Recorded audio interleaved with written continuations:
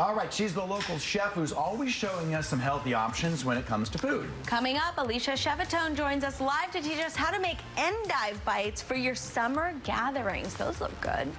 Sam, thank you. Cooking at home can be a challenge when it comes to creating a dish that will really wow your taste buds. But our next guest is showing us how to make a dish that's not only healthy, it's also unique and delicious. Local chef Alicia Shevetone is back to show us her endive bites. These look gorgeous. Alicia, welcome back. Thank you, Alyssa. How are you today? Oh, I'm great, and I'm even more excited to have an idea for dinner for tonight. So talk to us about this appetizer.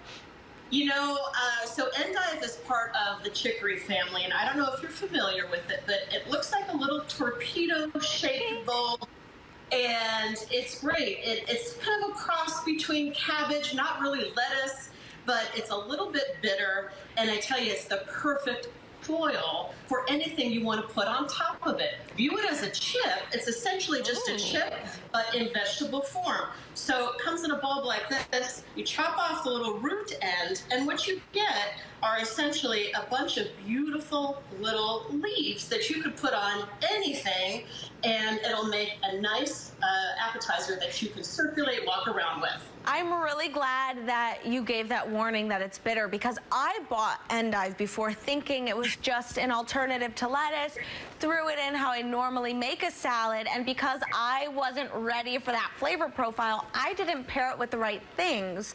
But you are teaching us what to fill. They look like little boats to fill them up so it goes well with that flavor. That's true, and I will tell you too, they're grown in the dark, which is why they're not green like other leafy vegetables you might expect. And the paler they are, so the less yellow you see, the less bitter they will be. So look for endive that is more white or cream colored if you don't like the bitterness.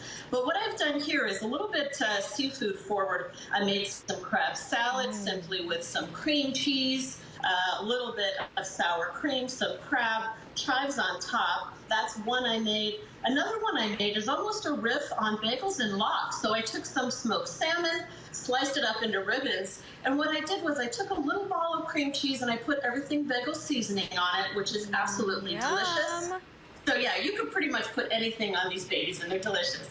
Oh my gosh, I'm gonna have to go over to your website and see all of the options you have for these endive bites, because that is so fun, and I like that you have it laid out with different fillings inside, because especially for hosting, we never really know what somebody's limitations are when it comes to diet, whether they're keto or dairy-free. What tips do you have to accommodate all sorts of diets? I love recipes like this, and that's a great question, Alyssa. I like recipes where you could take a single method, in this case, using endives as little leaves to put fillings in, and have a vegan option and a non-vegan option.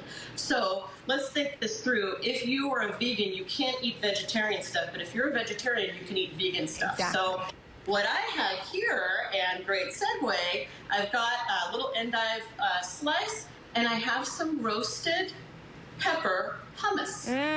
So stuff it with a little bit of hummus, and that will round out our platter. We top it with a little bit of chives just to give it some extra color. In the center here, we have a little bit of leaves with just tomatoes and a few Fresno chili slices, so that it's very easy for the vegetarians to see, or the vegans to see what exactly they can eat. Absolutely gorgeous.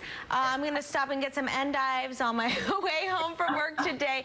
Go check out Alicia Shevetone's website, dinkcuisine.com. Thanks again, Alicia. Thank you so much. Great seeing you guys. You too. Jason? All right, thanks, guys.